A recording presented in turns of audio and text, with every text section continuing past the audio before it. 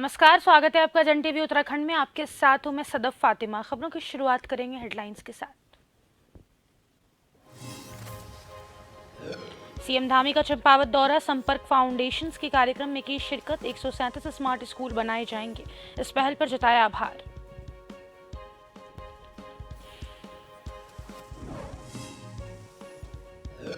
पूर्व सीएम हरीश रावत का धरना समाप्त, जिलाधिकारी के अनुरोध पत्र सौंपने के बाद किया खत्म। 22 करोड़ के गन्ना भुगतान को लेकर दिया था धरना।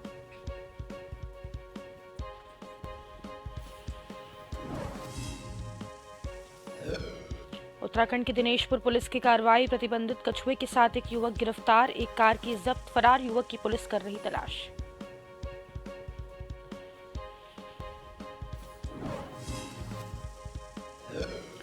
मणिपुर से 17 छात्र छात्राएं सकुशल लौटे देहरादून, सीएम धामी का जताया आभार। एक फैकल्टी और उनके परिवार के 2 सदस्य भी शामिल।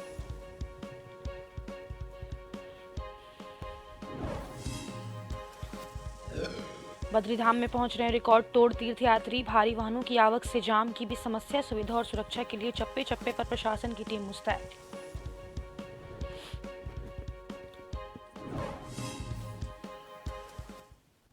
और अब खबरें विस्तार से। उत्तराखंड के मुख्यमंत्री पुष्कर सिंह धामी आज तय कार्यक्रम के अनुसार चंपावत पहुंचे। चंपावत के गौरल चौड़ मैदान के निकट ऑडिटोरियम में आयोजित संपर्क फाउंडेशन ने स्मार्ट स्कूल ब्लॉक कार्यक्रम स्थल पर पहुंचे मुख्यमंत्री ने विधिवत कार्यक्रम का शुभारंभ किया। इस मौके पर संपर्क फाउंडेशन के अध्यक्ष विनीत नायर और स्थानीय अधिकारियों ने मुख्यमंत्री का स्वागत किया। ज्ञात हो कि संपर्क फाउंडेशन द्वारा आयोजित इस कार्यक्रम के अंतर्गत जनपद में कुल 137 स्मार्ट स्कूल बनाए जाएंगे। मुख्यमंत्री ने इस पहल के लिए संस्था के अध्यक्ष विनीत नायर का आभार जताया।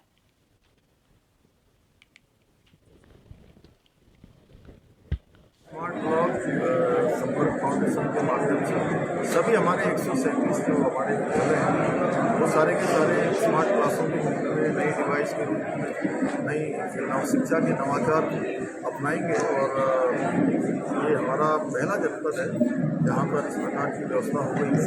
और जनपद हमारा क्योंकि आदर्श जनपद के रूप में आगे बढ़ रहा है, तो ये बहुत ही महत्वपूर्ण है कि ऐसे समय में हमारे बच्चों को नवाचार मिले, स्मार्ट क्लासेस मिले, स्मार्ट ब्लॉक में। तो निश्चित रूप से उनके जीवन में बहुत सीखने का, और जो हमारे माननीय प्रधानमंत्री जी की नई शिक्षा नीति आई है, उस नई शिक्षा नीति में गुणोत्तर रूप से बढ़ोतरी करने के लिए ये कार्यक्रम हमारा बहुत प्रभावी है। संपर्क फाउंडेशन 10 साल पहले एक सोच थी कि हम 2 करोड़ बच्चों तक जो प्राइमरी स्कूल में हैं उनकी लर्निंग आउटकम इम्प्रूव करेंगे।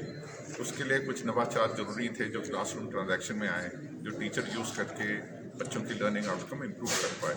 इसलिए हमने पहले मैथ किट दिया बच्चों को, फिर इंग्लिश किट दिया।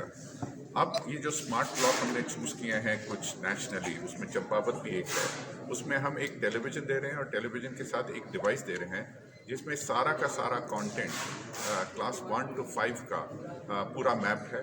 तो टीचर लेसन प्लान देखेगी, फिर उस कंटेंट का वीडियो बच्चों को दिखाएगी, फिर उसकी वर्कशीट्स दिखाएगी, फिर एक गेमिफाइड असेसमेंट है जो कौन बनेगा करोड़पति के बेसिस पे बच्चों के साथ टीचर उस चीज़ को खेलेगी, फिर उनका असेसमेंट करेंगी।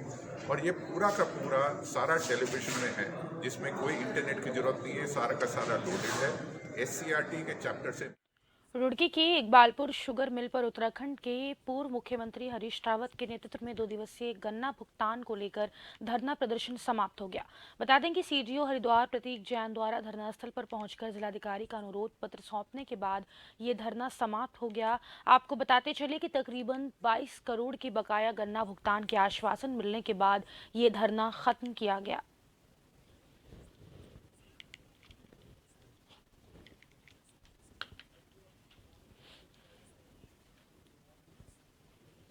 अगले 3 दिनों के अंदर किसानों के खाते में पहुंचा दिया जाएगा। और 20 करोड़ रुपए के विषय में चीनी मिल मालिकों को कहा गया है कि अगले 2-1 हफ्तों के अंदर, जो उन्होंने बातचीत में कहा कि हम 8-10 दिन के अंदर जो है उनसे कहीं से भी कुछ करवाएंगे और वो रुपया हम किसानों के खाते में डलवाएंगे। और दूसरा पत्र जो मिला है जो ज़्यादा महत्वपूर्ण है और ज़्यादा समस्या के समाधानकारी भी है और दूरगामी महत्व का भी है। देखिए 2017-18 और 2018-19 का जो भी बकाया भुगतान है, डीसीओ भी यहाँ पे उपस्थित हैं, डिप्यूटी केन ऑफिसर, और ये पूरी चर्चा हो गई है। माननीय जिलाधिकारी महोदय ने कल रात को ही इस धरने की वजह से माननीय मुख्यमंत्री जी से इस पूरे विषय में चर्चा करी, और माननीय मुख्यमंत्री जी द्वारा स्वयं इस बात का आश्वासन दिया गया है कि वो जल्द ही जो भी चीनी मिल प्रशासन के लोग हैं, संबंधित अधिकारीगण हैं, और जिला प्रशासन हरिद्वार की पूरी टीम को अपनी स्वयं की अध्यक्षता में एक बैठक आहूत करेंगे, और उस बैठक में माननीय हरीश रावत जी को भी आमंत्रित किया जाएगा उनके सुझावों को लेकर। प्रदेश में अन्न महोत्सव को लेकर जहां विभागीय स्तर पर तैयारी जोरों पर है, वहीं दूसरी तरफ प्रचार प्रसार के लिए विभाग द्वारा देहरादून में स्कूली बच्चों की एक जागरूकता रैली निकाली गई, जिसे कृषि मंत्री गणेश जोशी ने हरी झंडी दिखाकर रवाना किया। कृषि मंत्री गणेश जोशी ने कहा कि प्रधानमंत्री नरेंद्र मोदी ने जिस प्रकार मोटे अनाज को प्रोत्साहित किया है, उससे अब ये अनाज गरीब से लेकर अमीर की थाली में आ गया है। कृषि मंत्री ने कहा कि मोटे अनाज स्वास्थ्य के लिए लाभदायक होते हैं और कोई सरकार नहीं बल्कि वैज्ञानिकों की तरफ से सिद्ध हो चुका है।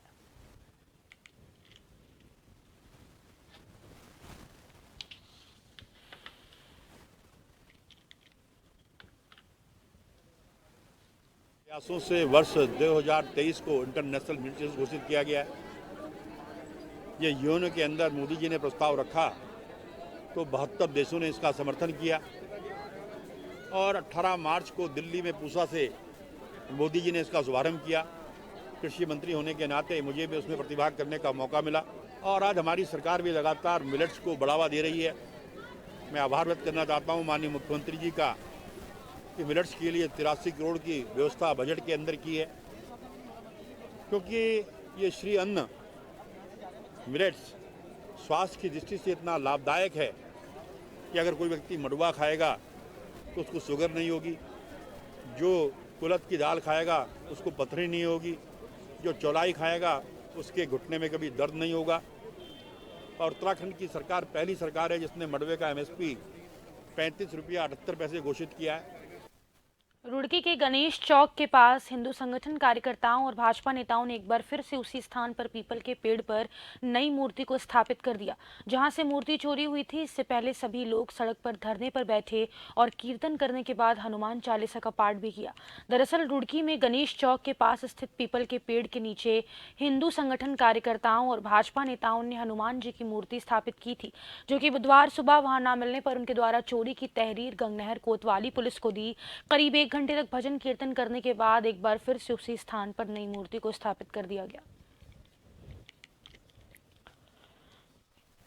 इस पे लंबे समय से अपना आरती का कार्यक्रम होता था और यहाँ पे एक हनुमान जी की प्रतिमा स्थापित थी लंबे समय से। कल उसे विधिवत उसकी प्राण प्रतिष्ठा हुई है, क्योंकि पुरानी प्रतिमा की विधर्मियों द्वारा खंडित कर दी गई थी। तो यहाँ जो है यहाँ के स्थानीय लोगों का द्वारा या प्रशासन के द्वारा उस प्रतिमा को हटाने का काम किया है, जिसकी हमने सुबह तहरीर भी दी थी। किन लोगों ने ये प्रतिमा हटाई है पुलिस जांच करेगी। आज फिर दोबारा पूरे हिंदू समाज ने मिलकर दोबारा से पुनः प्रतिमा स्थापित की है। रुद्रपुर उधम सिंह नगर जिले की दिनेशपुर पुलिस को बड़ी सफलता हाथ लगी है। दिनेशपुर थाना पुलिस ने 40 किलो 500 ग्राम वजन के प्रतिबंधित कछुए के साथ एक युवक को गिरफ्तार किया, जो सुजुकी अर्टिगा कार से कछुए की तस्करी कर रहे थे, जिनके पास से अर्टिगा कार भी बरामद हुई है। बता दें कि जिले के कप्तान डॉक्टर मंजुनाथ टीसी द्वारा जिले भर की पुलिस को अपराध नियंत्रण को लेकर निर्देशित किया है। इस क्रम में एसपी सिटी मनोज कत्याल और एसपी क्राइम तपेश कुमार चंद के पर्यवेक्षण में दिनेशपुर थानाध्यक्ष और उनकी टीम के द्वारा मुखबिर की सूचना पर चेकिंग के दौरान वाहन संख्या UK 6TA 6148 को रोका गया, जिसमें चेकिंग के दौरान करीब 40 किलो 500 ग्राम वजन का एक विशाल काय कछुआ बरामद हुआ। वाहन में बैठा एक युवक मुकेश मौके से फरार हो गया, जबकि वाहन चालक महिपाल पुलिस की गिरफ्त में आ गया।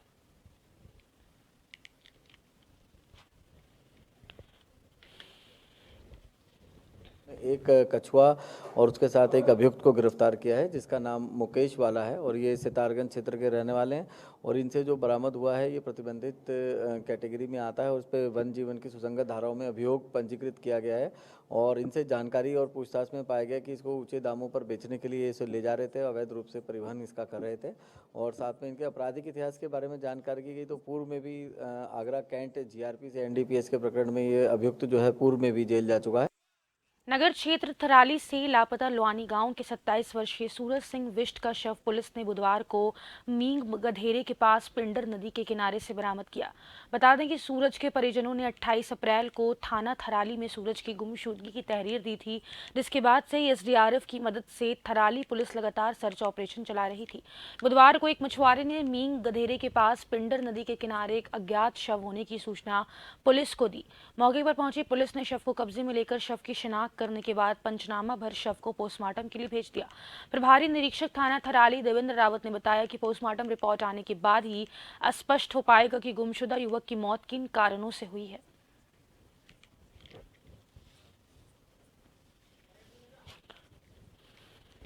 सूरज सिंह बिष्ट सन ऑफ राव सिंह बिष्ट लुआनी का एक थराली से लापता हो गया था।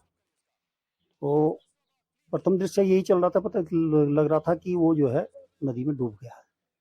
इसके लिए हमने एसडीआरएफ की सहायता से, स्थानीय पुलिस की सहायता से, अन्य लोगों की सहायता से काफ़ी सर्च कराया, लेकिन वो नहीं मिल पाया था। तो कल उसकी बॉडी जो है नारायण बगड़ के समय मींग गधेरे के पास वो मिल गई है। उसका हमने पंचनामा भर के पोस्टमार्टम के लिए भेज दिया है और घर वालों ने उसकी शिनाख्त कर दी। क्या कुछ नहीं, ऐसा अभी कुछ नहीं है। अभी पीएम रिपोर्ट आएगी तब उसी की बात करेंगे। जनपद उधम सिंह नगर स्थित थाना पुलभट्टा पुलिस ने लाखों की ठाया ठगी के मामले में 3 आरोपियों को गिरफ्तार किया है। उक्त मामले का खुलासा आज एसएसपी उधम सिंह नगर मंजुनाथ टीसी ने थाना पुलभट्टा में किया। इस मामले में पुलिस के द्वारा आरोपियों के कब्जे से 8 लाख रुपए के 16 टायर बरामद किए हैं और आरोपियों के खिलाफ विभिन्न धाराओं में मुकदमा दर्ज करते हुए आरोपियों को न्यायिक हिरासत में जेल भेज दिया गया।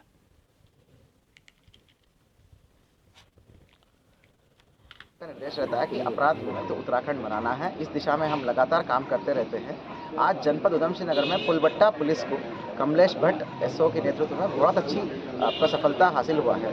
एक ब्लफ मास्टर बेसिकली कबूतरबाजी की गिरोह का बड़ा गिरोह का हमने पर्दाफाश किया है। ये क्या करते थे, पूरे जनपद में अलग अलग जगहों पर टायर की व्यापारियों से अच्छे से मीठे बोलकर मोटी मात्रा में लाखों रुपए की टायर की कीमती टायरों को ले लेते थे, फिर पैसा नहीं देते थे, उस इलाके से गायब हो जाते थे। इन सब का सरगना है एक व्यक्ति जो एसी का काम करता है रुद्रपुर में।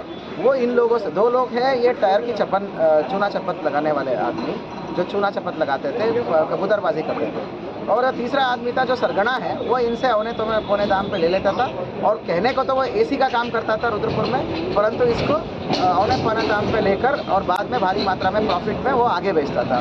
इस प्रकार जो है व्यवस्थित रूप से एक संगठित गिरोह बन गए थे। मौसम विभाग ने आने वाले दिनों के लिए पूर्वानुमान जारी किया है। मौसम विभाग के निदेशक विक्रम सिंह ने कहा कि 2-3 दिनों तक पूरे प्रदेश में मौसम साफ रहने वाला है। ऐसे में चटक धूप के चलते पिछले दिनों हुई बर्फबारी के चलते पहाड़ी क्षेत्रों में एवालंच जैसी स्थिति बन सकती है, क्योंकि पिछले दिनों भी यह देखा गया था। बताते चले कि इन दिनों उत्तराखंड में 4 धाम यात्रा भी चरम पर है। ऐसे में मौसम विभाग यात्रियों से हिदायत बरतने की अपील की है और कहा कि जहाँ पर एवालांच जैसी स्थिति बन रही है वहाँ पर यात्रियों को जाने से परहेज करना चाहिए। 3000 मीटर या 3000 के ऊपर के जो क्षेत्र थे और 2-3 दिन वो एक्टिविटी चली, अच्छी एक्टिविटी चली थी। तो यही है कि जैसे अब मौसम साफ हो रहा है और तापमान बढ़ रहे हैं, तो जो बर्फ़ गिरी हैं वो एकदम पिघलना और निकलना शुरू हो जाता है। तो आपने देखा पीछे भी जो है 3 तारीख को जो था तो उसमें भी, या 4 को भी थोड़ा बहुत जो केदारनाथ जी के रास्ते उसमें भी जो स्नो थी पिघल के वो काफ़ी निकली है और रास्ते बंद हुए हैं। इसी तरह मीडिया में आज भी रिपोर्ट है कि जो है कल आपके पिथौरागढ़ डिस्ट्रिक्ट में भी ऐसा कुछ एरिया में देखा गया है। तो जो स्नोफॉल अभी गिरी हैं, जो इस 3-4 दिन की जो एक्टिविटी थी पीछे 30 तारीख से लेकर 3 तारीख के बीच में, तो वो कहीं ना कहीं वो सस्टेन तो करेगा नहीं, वो स्नो जो है जल्दी पिघलता है, निकलेगा। तो छोटा मोटा इस तरह की चीज़ें बिल्कुल अभी भी संभावना है, क्योंकि अभी पूरी तरह वो जो चीज़ें ख़त्म हुई नहीं है, पूरा जो बर्फबारी हुई थी वो पिघला नहीं सब जो है। तो मैं समझता हूँ कि ऐसी छोटी मोटी चीज़ें जो है जो एवलांच वाली है वो देखने को हायर हिमालयन रीजन में कहीं। एक छोटे से ब्रेक के लिए रुक रहे हैं, फौरन लौटेंगे, बने रहें जन टीवी के साथ।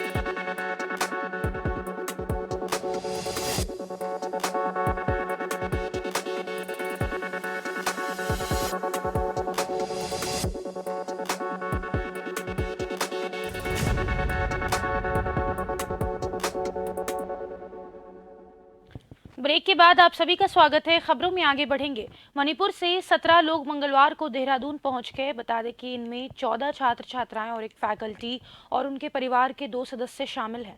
देहरादून के जॉली ग्रांट एयरपोर्ट पहुंचने पर इन सभी ने मुख्यमंत्री पुष्कर सिंह धामी का आभार जताते हुए कहा कि राज्य सरकार की तुरंत की गई मदद से ही वे सभी इतना जल्दी सुरक्षित तरह से देहरादून पहुँच गए। बता दें कि वे बागेश्वर, अल्मोड़ा, हल्द्वानी, काशीपुर के रहने वाले हैं। से यहाँ पर लाने की व्यवस्था की गई और यह व्यवस्था बहुत तीव्र की गई। इसमें प्रशासन और शासन दोनों ने बहुत सहयोग किया, जिससे हमें बहुत ही आसानी से हम देहरादून एयरपोर्ट पहुँच गए।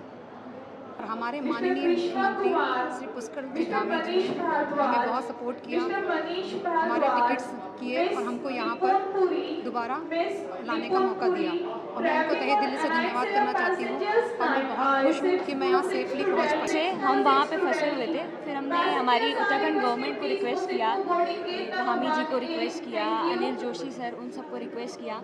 उन लोगों ने बोला कि हम आपके लिए पूरा ट्राई कर रहे हैं एंड देन सडनली उन्होंने हमारी रिक्वेस्ट एक्सेप्ट करके हमारी फ़्लाइट कराई और अभी हम यहाँ हैं और थैंक यू सो मच। हमें बहुत प्रॉब्लम्स वहाँ पे फेस कर रहे थे हम लोग, लाइक खाना पीने की भी थोड़ी प्रॉब्लम्स थी। इवन दो हमारी यूनिवर्सिटी वाले भी बहुत हेल्प कर रहे थे। बट प्रदेश के पशुपालन मंत्री सौरभ बहुगुणा ने प्रेस कॉन्फ्रेंस की है। पशुओं में तेजी से फैल रही लंपी बीमारी के बारे में जानकारी दी।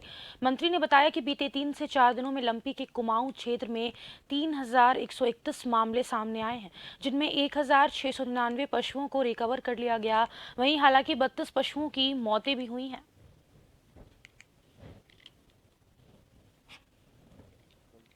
बहुत शॉर्ट नोटिस हमने प्रेस रखी थी, उसके लिए आप लोग आ गए, बहुत बहुत धन्यवाद। आपको मालूम है उत्तराखंड में लंपी स्किन डिजीज़ के मैटर्स जो केसेस हैं वो फिर से थोड़ा बढ़े हैं। कुमाऊं में और कुछ हमारे गढ़वाल के ज़िलों में इसके केसेस आए हैं।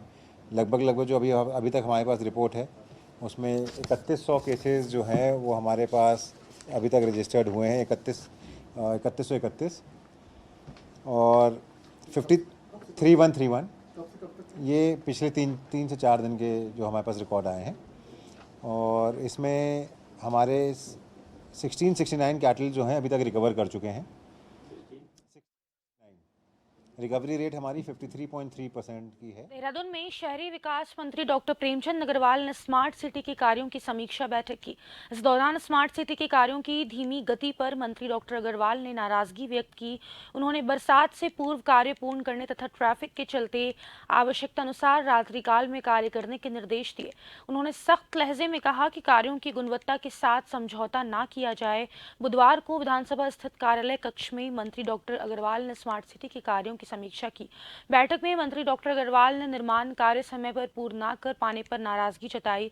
डॉक्टर अग्रवाल ने बताया कि स्मार्ट सिटी द्वारा वाटर सप्लाई, फसाड योजना, सीवरेज, ड्रेनेज के कार्य किए जा रहे हैं, जो कि अंतिम चरण में है। साथ ही ग्रीन बिल्डिंग का कार्य शिलान्यास के बाद तीव्र गति से चल रहा है। जो काम हमारे देहरादून में चल रहे हैं उसकी मेरे द्वारा समीक्षा की गई और मुझे लगता है कि बहुत से काम हमारे कंप्लीट हुए हैं और कुछ कामों पे जो शुरू हुए हैं उसमें सने सने अपनी गति वो काम पकड़ रहे हैं। मैं कह सकता हूँ कि जैसे हमारे यहाँ water supply, argumentation and smart water meters, इसमें लगभग 95% काम हो गया है। फसाड का काम भी लगभग 90% हो गया है। उत्तराखंड की राजधानी दून में रोज सड़क दुर्घटनाएं आम बात हो रही हैं। इसका मुख्य कारण यातायात के नियमों का पालन न करना और उसकी जानकारी न होना है।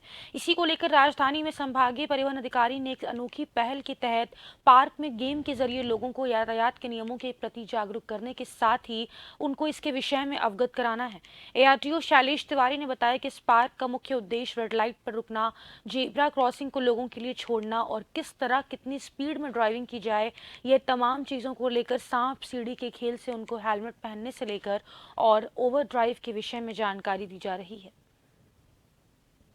RTO ऑफिस में जो हमारे पास स्पेस है, इसमें एक प्लेटफॉर्म बनाया है। प्लेटफॉर्म बना करके इसमें हम लोग डिफरेंट जो रूल्स एंड रेगुलेशन है मोटर व्हीकल के, खासकर जो बेसिक चीज़ें हैं जो सबको पता होना चाहिए और जिसको आप नहीं पालन करोगे दुर्घटना होने की संभावना बहुत प्रबल होती है, वैसे चीज़ें हम लोगों ने यहाँ बनाने का प्रयास किया है।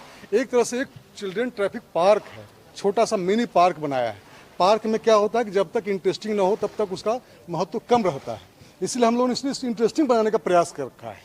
हमने गेम बनाए हैं, डिफरेंट रोड मार्किंग्स भी दिया हमने है, और हमने 2 व्हीलर के ड्राइविंग का लेन भी बनाया है। तो ये सब चीज़ें जो हैं वो काफ़ी।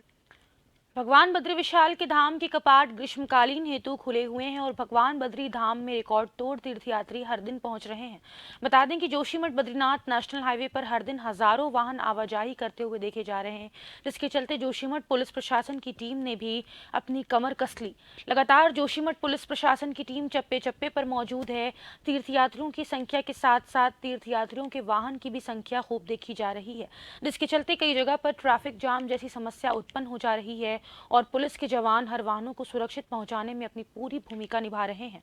वहीं जोशीमठ मुख्य बाजार से 2 मुख्य सड़क गुजरती है, एक बद्रीनाथ नेशनल हाईवे और दूसरी बद्रीनाथ बाईपास, और इन दोनों मुख्य सड़क पर कई बार जाम जैसी समस्या उत्पन्न हो जा रही है, जिसके चलते लगातार पुलिस प्रशासन की टीम मुस्तैदी के साथ अपनी बखूबी जिम्मेदारी निभा रहा है।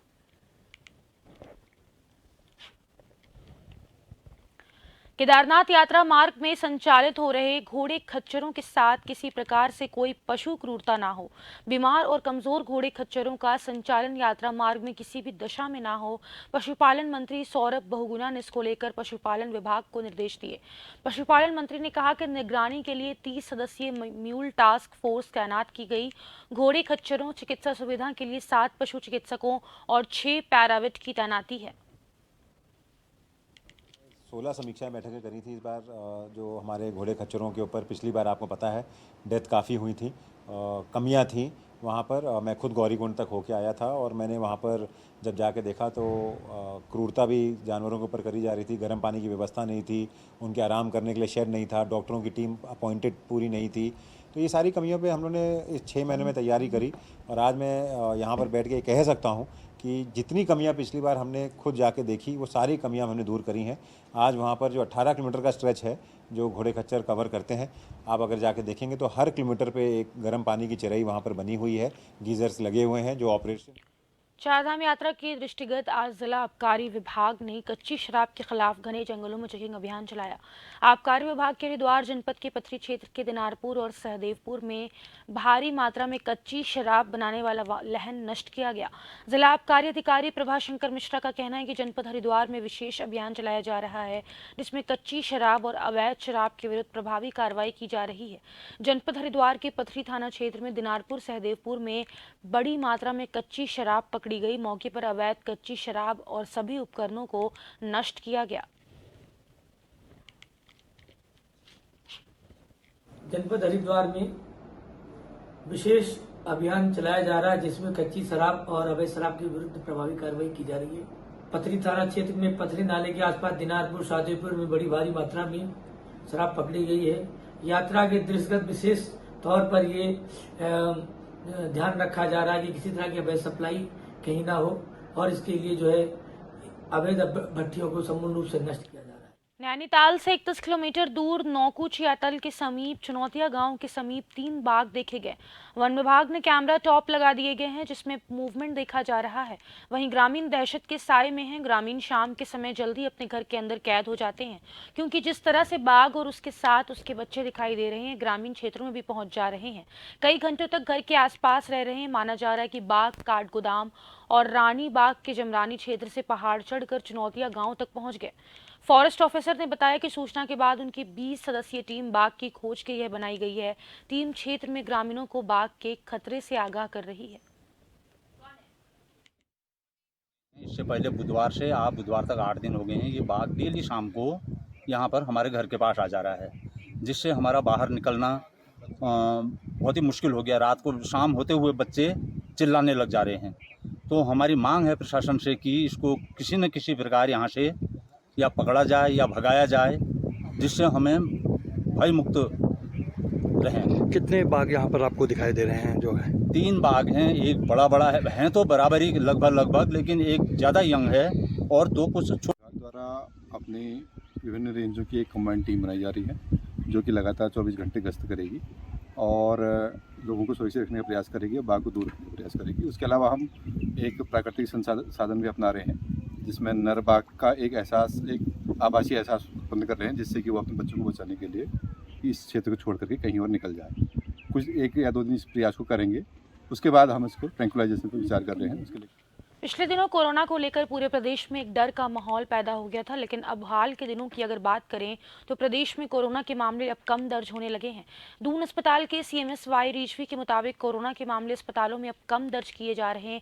हालांकि हिदायत के तौर पर अभी भी कोरोना गाइडलाइन फॉलो करने की ज़रूरत है।